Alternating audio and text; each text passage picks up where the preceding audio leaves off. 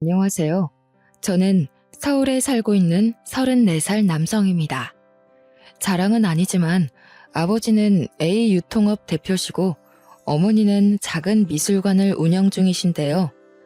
집은 소위 말하는 금수저 집안입니다. 저는 워낙 남들에게 제 이야기를 하거나 집안 내색하는 것을 워낙 싫어해요. 그래서 정말 친한 친구들 아니면 저희 집에 대한 이야기를 잘 모를 정도거든요. 지금은 마음이 맞는 와이프와 결혼해 알콩달콩 행복한 삶을 살고 있습니다. 사실 저는 5년 전 파혼을 한번 했었거든요. 그 파혼으로 인해 독신주의가 될 뻔했어요. 왜 그랬는지 어이없는 제가 파혼했던 이야기를 들려드리고자 합니다. 저는 무역학과를 전공했습니다. 현재는 아버지 회사에서 본부장으로 근무하고 있어요. 물론 처음에 아버지 회사에서 근무한 것은 아니고요. 파혼을 경험하고 난 이후에 본격적으로 경영 수업을 받기 시작했죠. 그러고 보니 그 일도 벌써 5년 전이네요. 아버지는 당연히 경영학을 전공하고 회사로 들어와 일을 해주길 바라셨습니다. 저는 당시 개인주의 성향이 강했던 터라 혼자 무언가를 이뤄내고 싶은 생각이 매우 강했죠. 대학을 졸업하고 5년 동안 하고 싶은 일, 원하는 일을 살기로 부모님과 합의했고요. 대신 5년 뒤에는 아버지의 회사에서 경영 수업을 받을 것을 약속했습니다.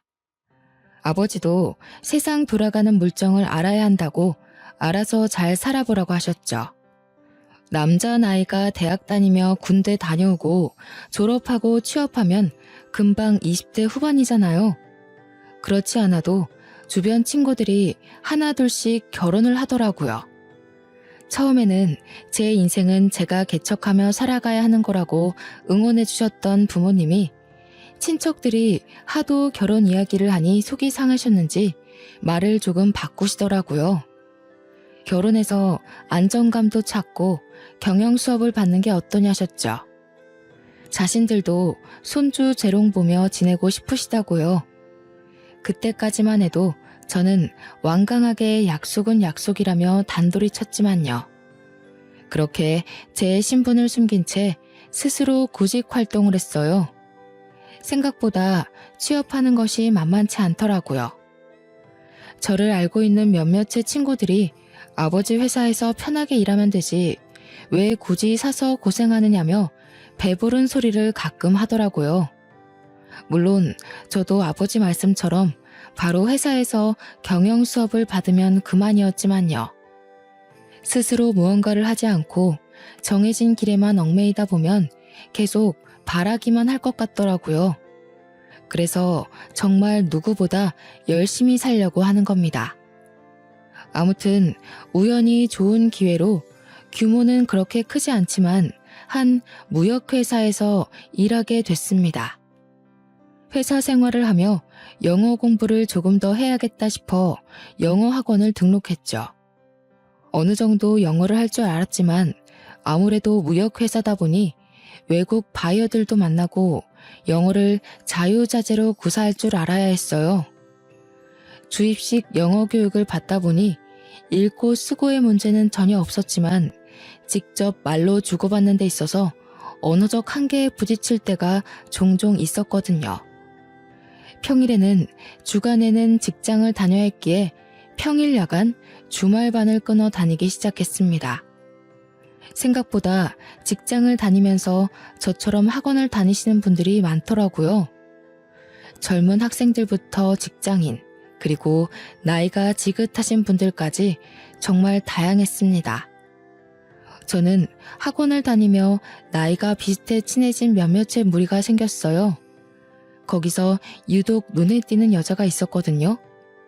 인형 같은 외모에 배려가 담긴 행동, 시원시원한 성격까지 누구나 좋아할 법한 호감형 스타일이에요. 바로 이 사람이 파혼한 전 여자친구이죠. 여자친구는 모 건설회사의 비서직으로 근무했는데 저와 동갑이었어요. 같은 무리에 속해 있다 보니 자연스레 연락처를 주고받게 되었죠. 스터디 그룹을 만들어 같이 공부도 하며 만나는 횟수도 늘어나고 자연스레 친분이 쌓여 오빠 동생 하는 사이가 됐습니다.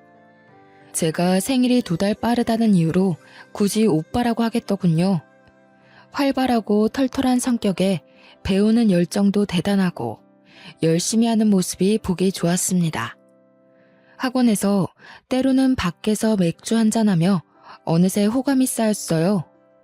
크리스마스를 앞두고 기분을 내기 위해 고급진 레스토랑에서 식사를 하며 마음을 고백하게 되었고 우리는 그렇게 연인 사이가 되었죠. 잘 어울리는 한 쌍이라며 주변 사람들의 진심 어린 축하를 받았습니다.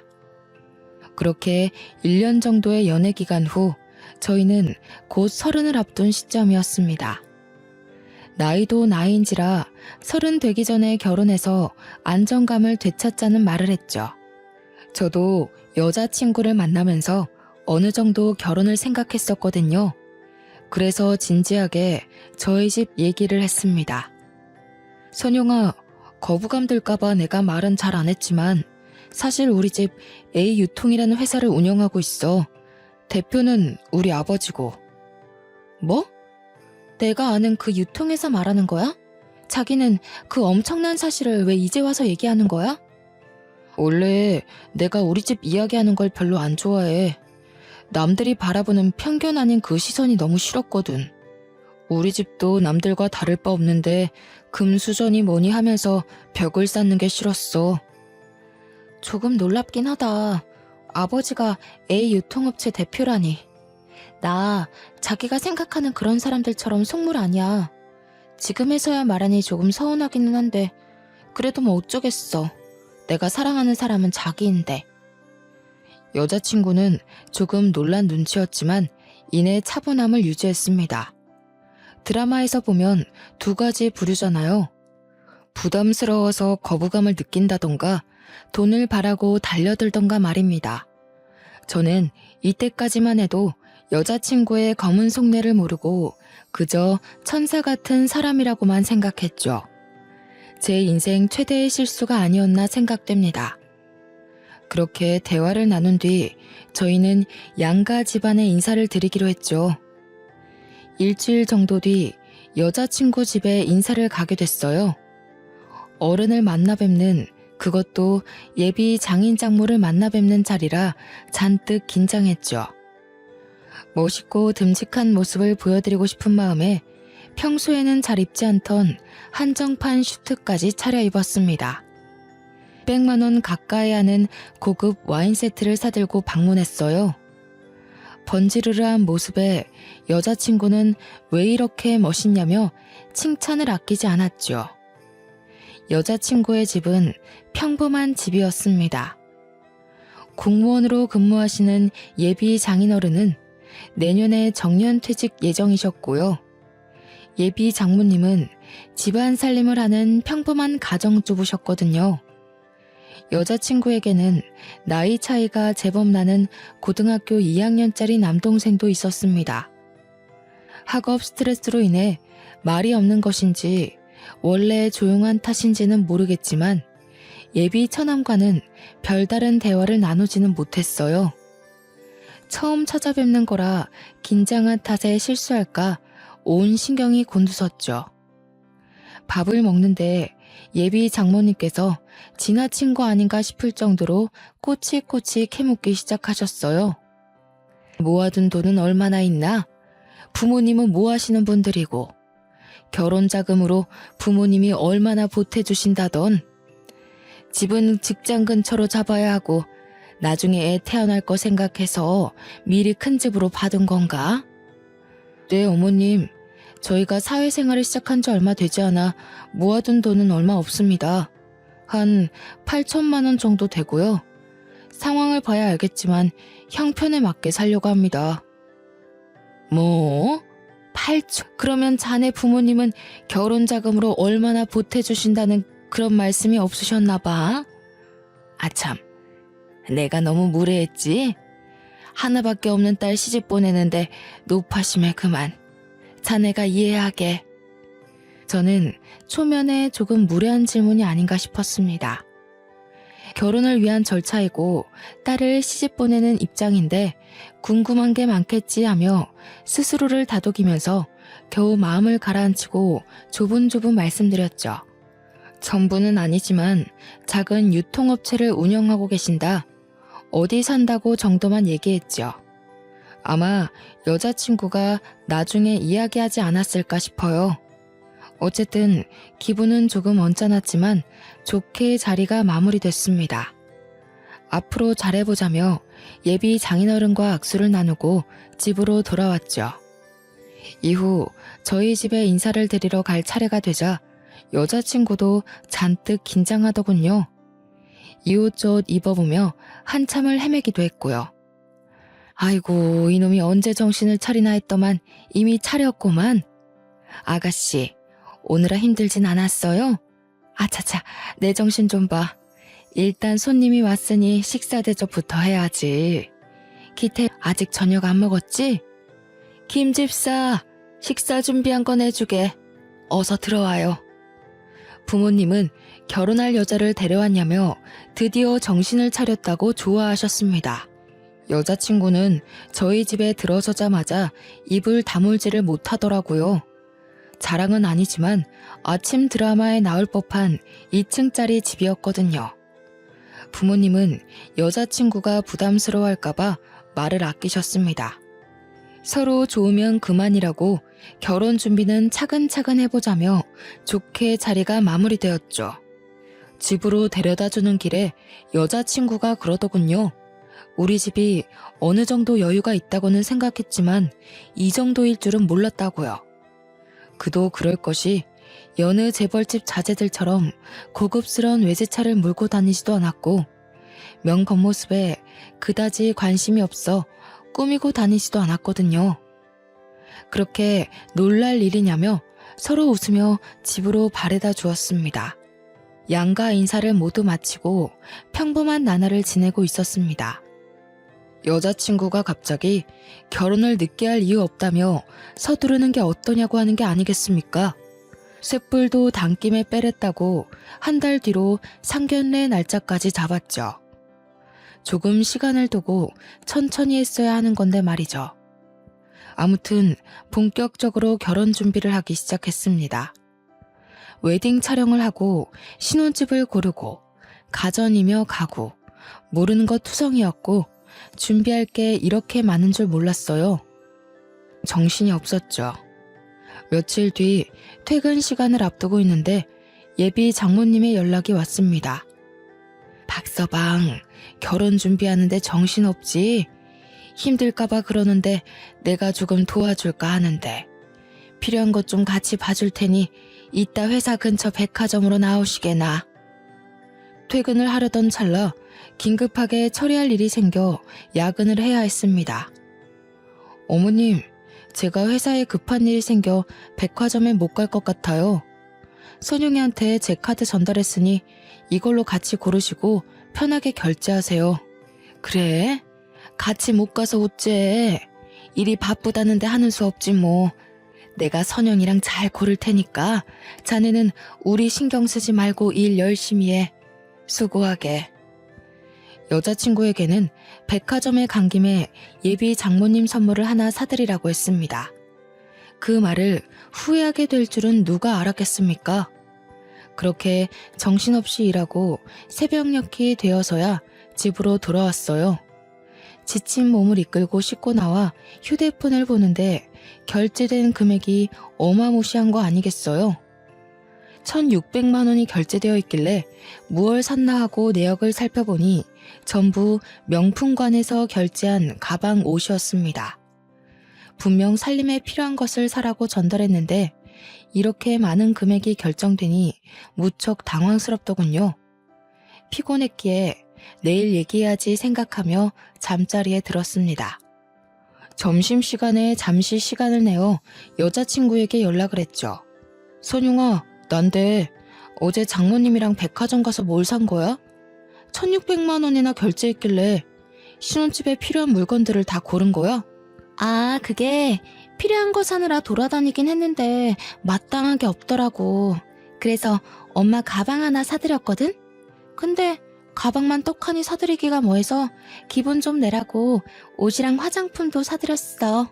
그래도 그렇게 큰 금액이었으면 나한테 미리 언급이라도 해야지. 아무리 내가 선물을 해드리라고 했어도 한두 푼도 아니고 좀 당황스럽네. 정작 필요한 건 사지도 않았잖아. 기태씨, 원래 이렇게 쪼잔하게 그렇게 다 따지는 사람이었어? 막말로 우리 엄마가 남이야? 이제 당신 장모 될 사람인데 이 정도도 못해? 물론 내 입장에서 충분히 해드릴 수는 있어. 하지만 결혼 전부터 너무 퍼나르는 느낌이야. 아직 우리 결혼한 것도 아니고 이건 좀 심하잖아. 나중에 결혼해서도 이런 식이면 좀 곤란하지. 확실히 짚고 넘어가야 하잖아. 무슨 말을 그렇게 해? 그럼 결혼해서도 이렇게 하나씩 딴지 걸 거야? 자기가 이런 사람인 줄 몰랐네? 나한테 사줬다 생각하고 좋게 넘어갈 수는 없어? 사람 무한하게 왜 그러니? 환불해달라고 할까? 제가 요목조목 따지자 여자친구는 그 정도도 못하냐며 화를 계속 내더라고요. 큰일을 앞두고 큰 소란을 일으키기 싫어 알았다며 마무리 지었습니다. 뭐 어쩌겠습니까? 그 당시에는 여자친구를 사랑하는 마음이 컸고 기분이 살짝 상해도 미리 예단을 해드렸다 생각하고 좋게 넘어가야죠. 시간이 흘러 상견례 날이 다가왔습니다.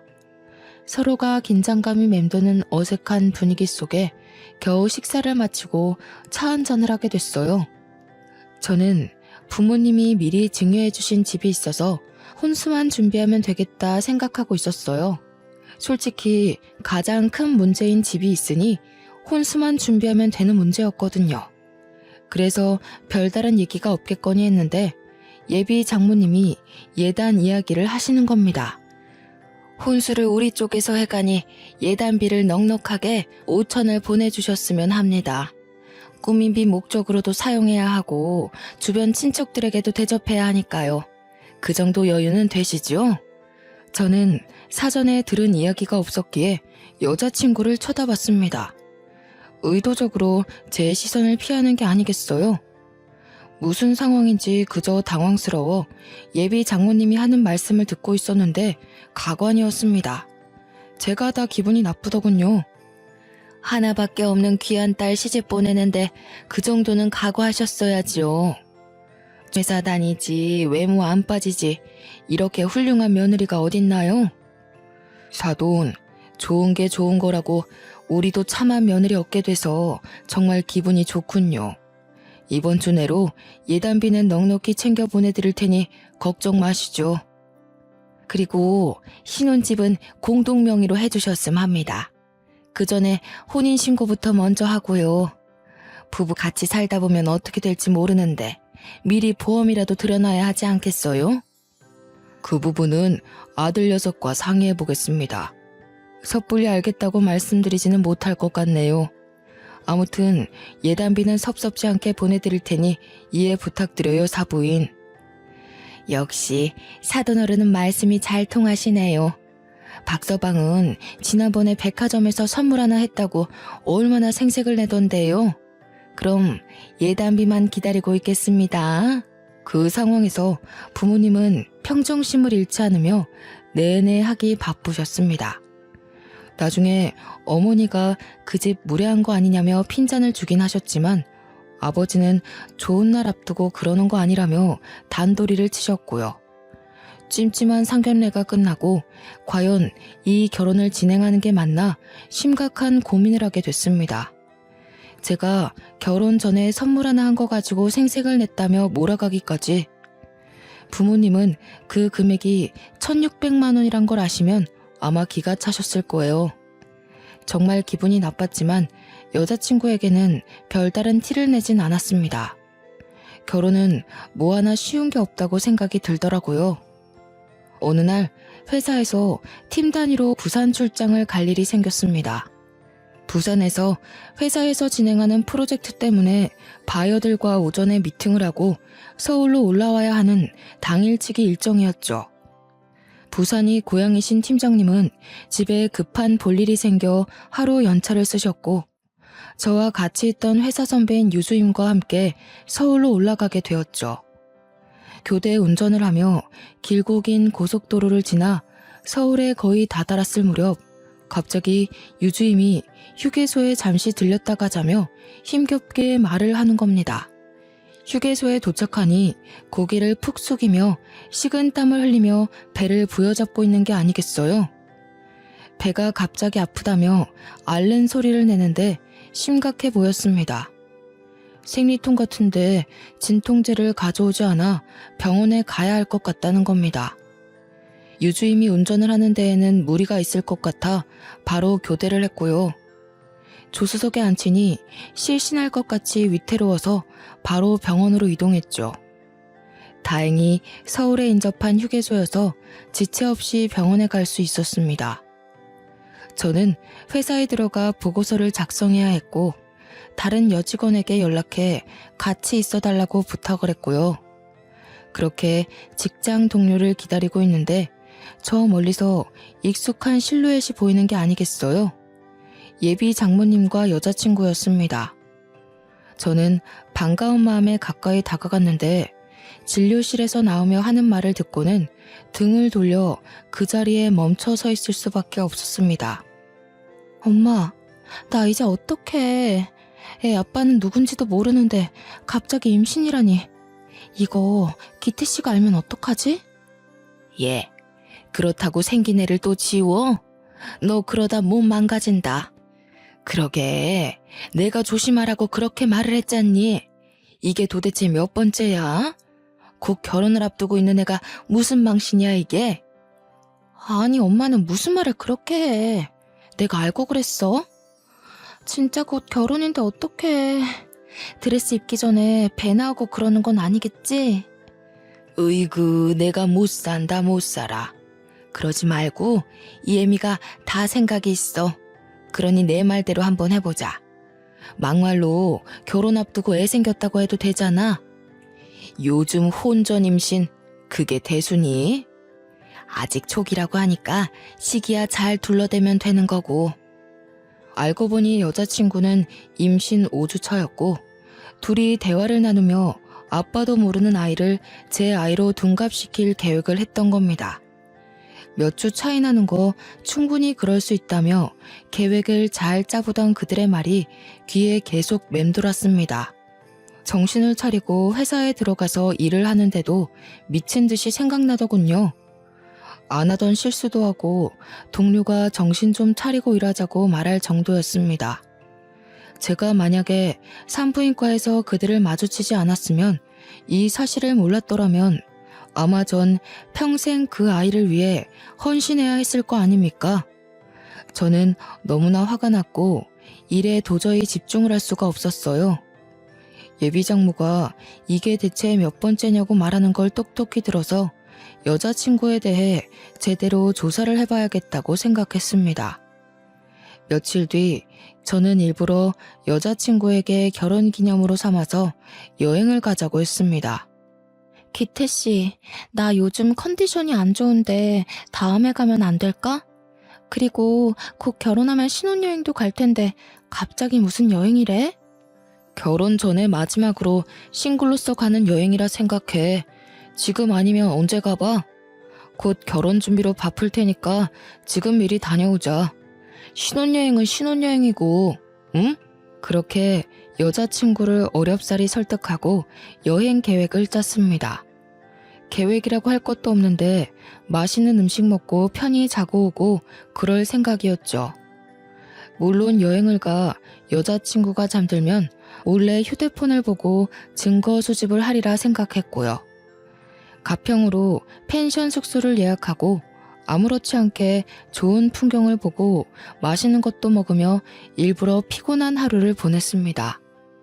아니나 다를까 여자친구는 피곤하다며 일찍 잠자리에 들었죠.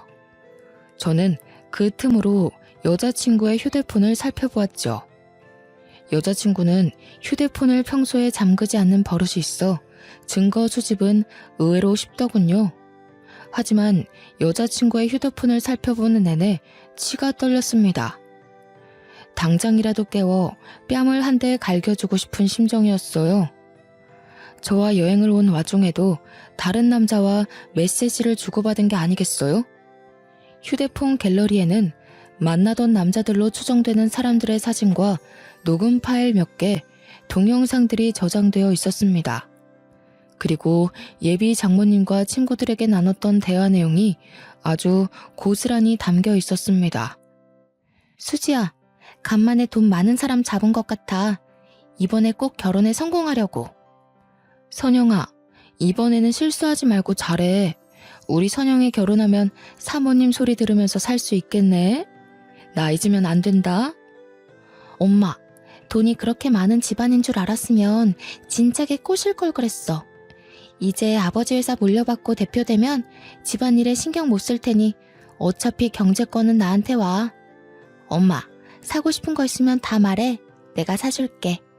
뭐라고 하면 애 핑계로 앓는 소리 하면 그만이니까 나만 믿어? 아서라, 사모님은 나중이고 지금은 무사히 결혼부터 해야지. 내가 딸 하나는 기똥차게 잘 낳았다니까. 정말 기가 막히더군요.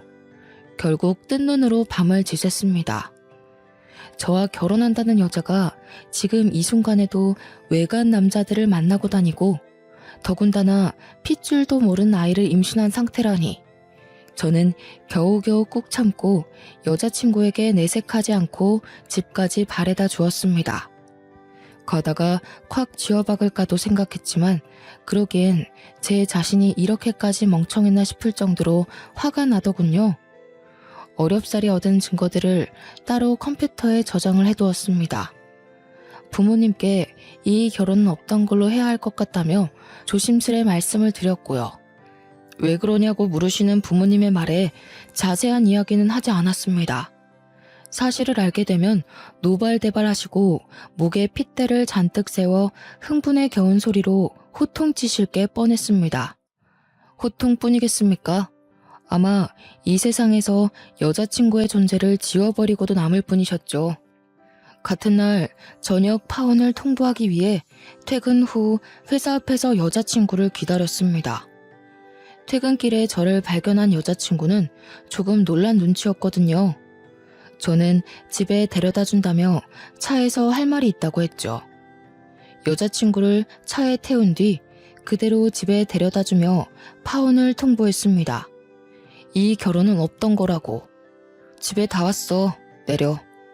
우리 결혼 없던 일로 하자고 말씀드리고 말하기 어려우면 내가 연락드릴게. 기태씨, 갑자기 왜 이래? 파혼이라니.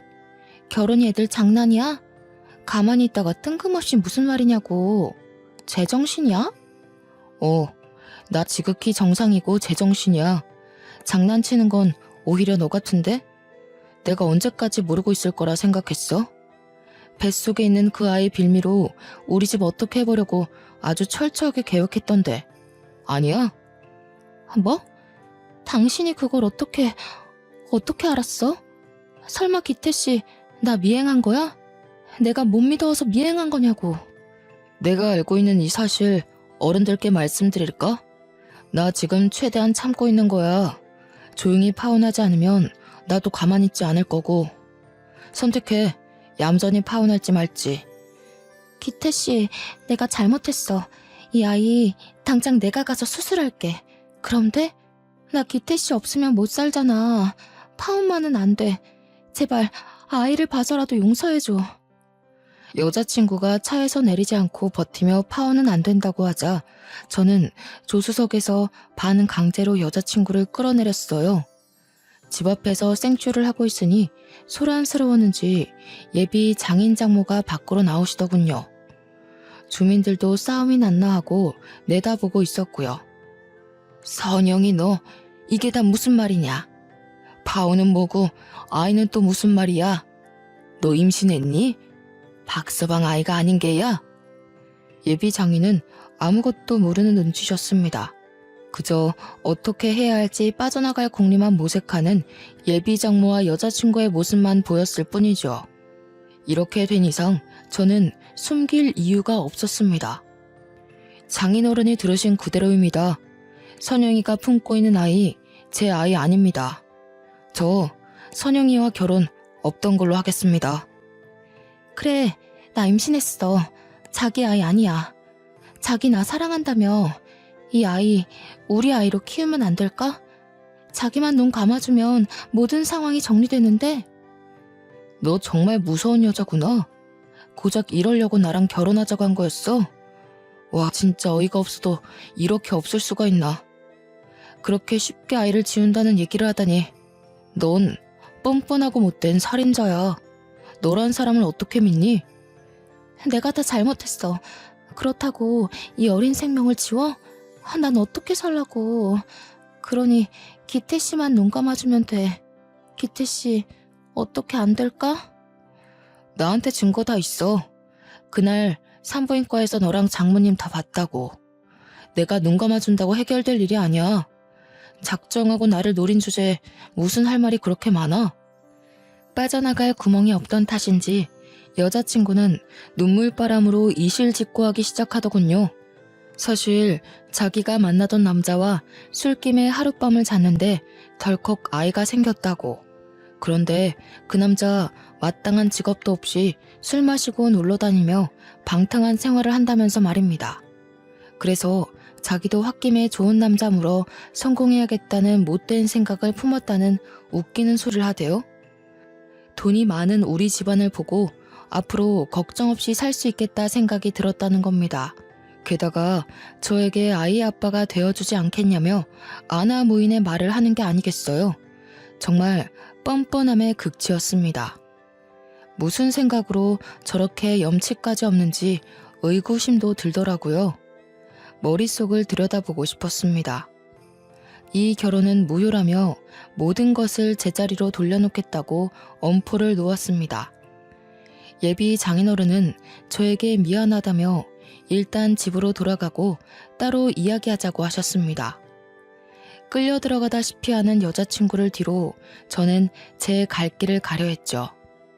아직도 사태 파악이 안 된 여자친구는 악다구니를 쓰며 아니라고 소리를 치더라고요. 덕분에 이웃집 사람들도 무슨 일인가 하고 나와 저희를 쳐다보며 수군거리기 시작했습니다. 철창 속 원숭이가 이런 기분일까요?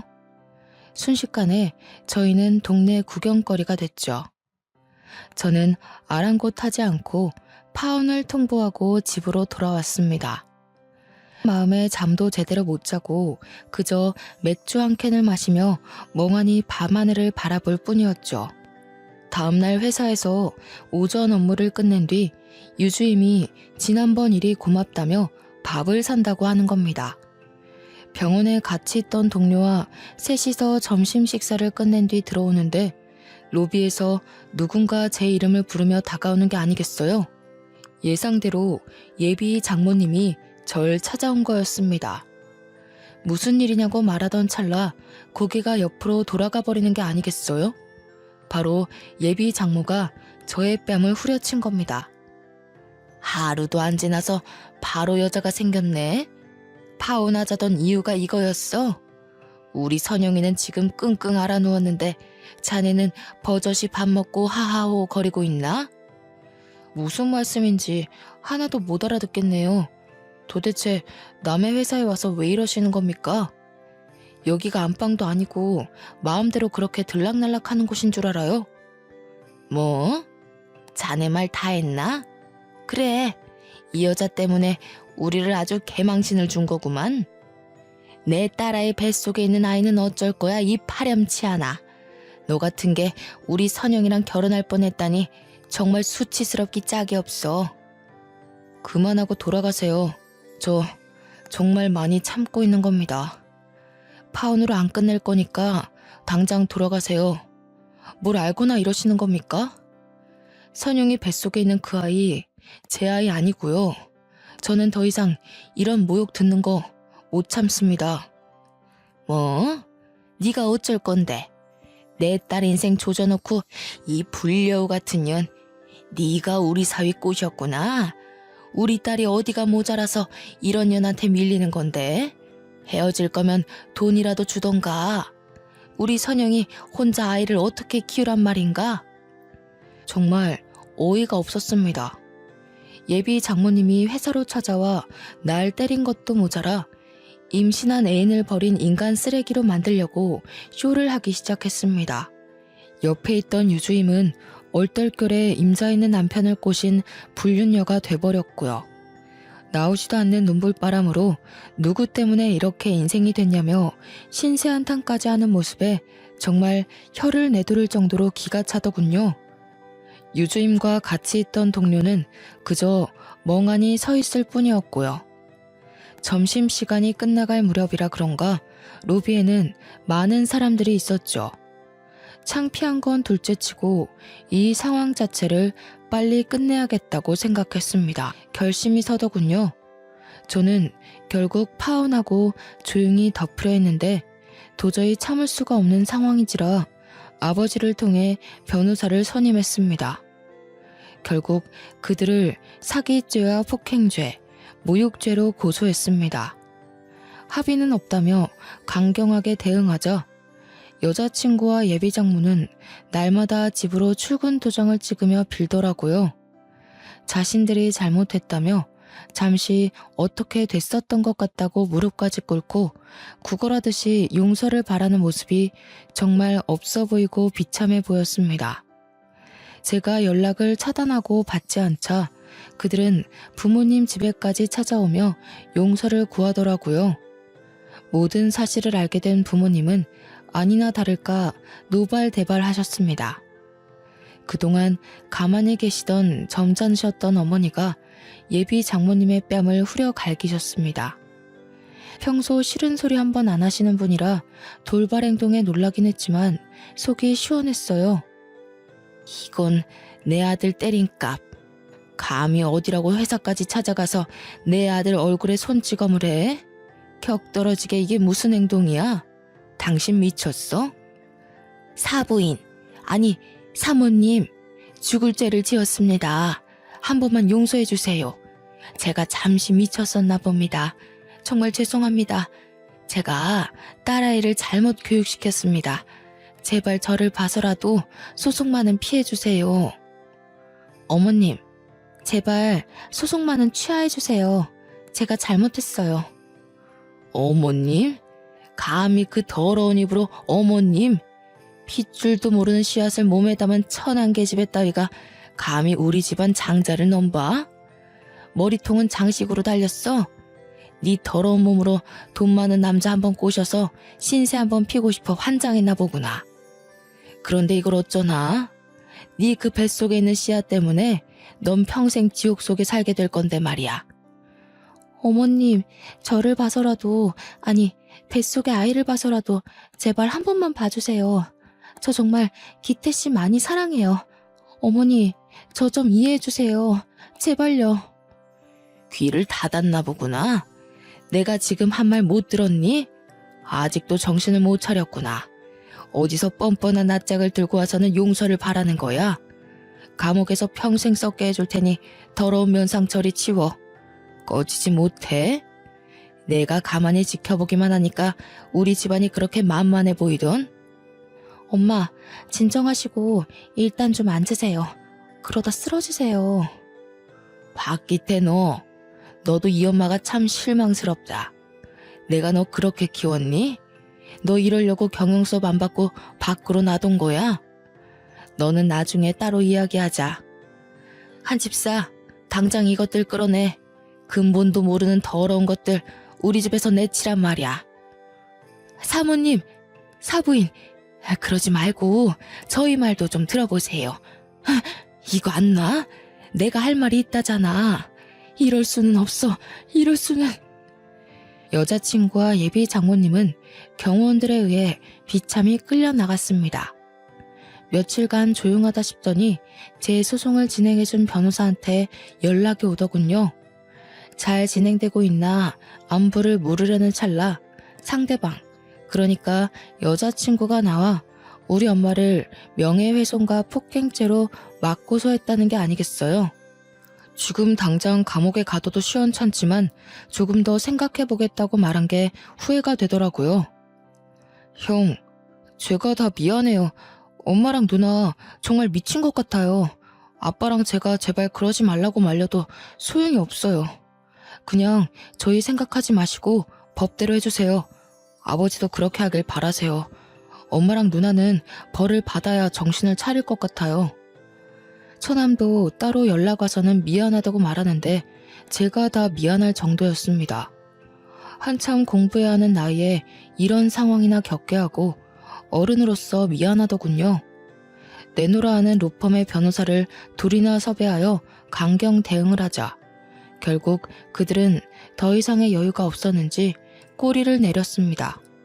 결국 정신적 피해 보상금 명목으로 2천만 원을 받기로 하고 소송을 취하했고요. 빨간 줄마저 그이면 자신은 정말 어떻게 살아가야 하냐며 통사정을 하더라고요. 모 건설회사 비서로 근무하던 여자친구는 회사의 소문이나 더 이상 생활을 하기 어려웠고 한참 돈이 들어갈 시기인 고등학생인 처남까지 더해 경제 상황은 말이 아니었던 겁니다. 더군다나 여자친구의 일로 내년에 정년퇴직을 앞두시던 예비 장인어른도 공직 생활을 마무리하시고 사직서를 내셨다고 합니다. 이후 주변 사람들을 통해 그 여자는 회사에서도 잘렸고 힘겹게 구직 활동을 하고 있다 전해 들었어요. 해당 업계에서는 여자친구에 대한 소문이 쫙 나버렸습니다. 그러니 취직이 힘들 수밖에요. 누가 그런 여자를 직원으로 쓰겠습니까? 여자친구네 회사는 반듯하고 정직한 임시를 내세우는 회사였는데 당연히 불륜을 저지르고 못된 행동을 일삼은 여자친구를 곱게 볼 리 없었죠.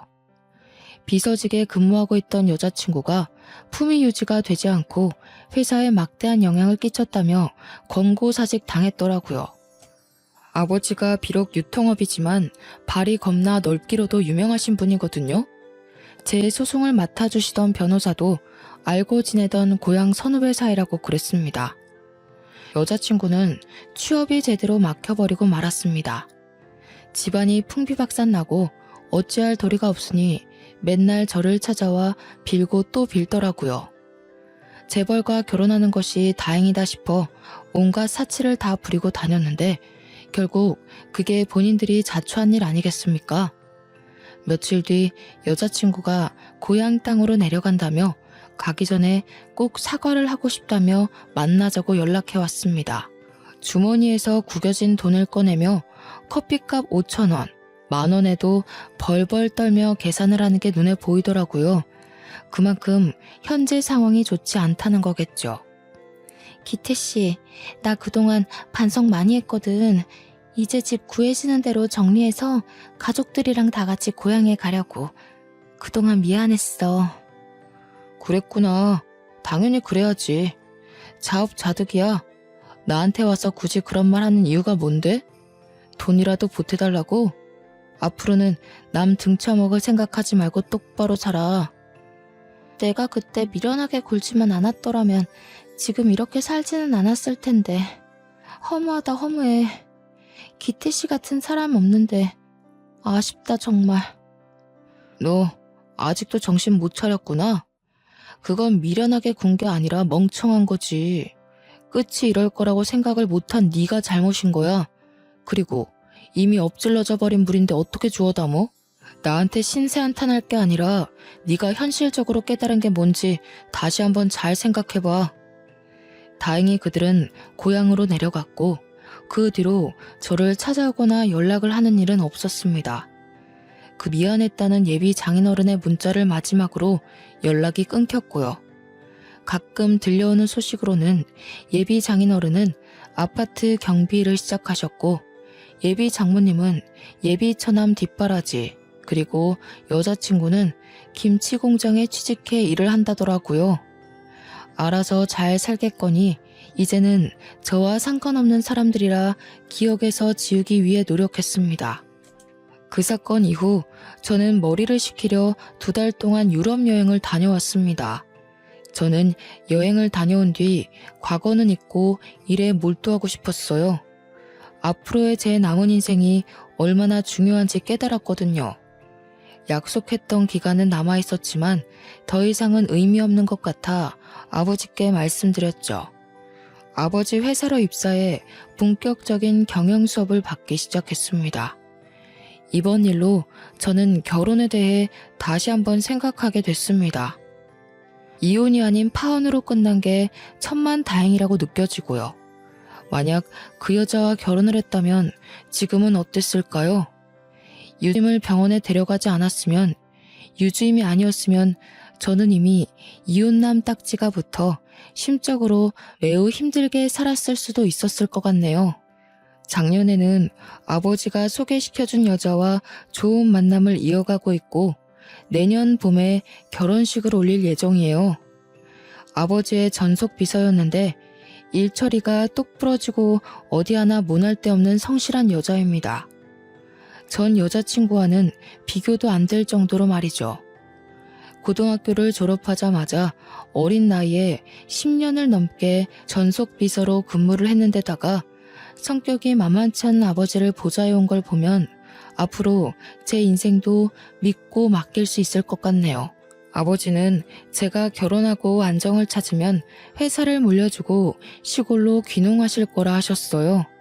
저는 조금 힘들지만 열심히 경영 수업을 받으며 회사 일을 익혀나가는 중이고요. 저처럼 비슷한 파란만장한 사연을 가진 사람이 있다면 이게 맞는 길인지 판단이 안 서시는 분들에게 이렇게 말해주고 싶어요. 이혼보다는 파혼이 나으니 부디 좋은 선택을 하세요. 라고요.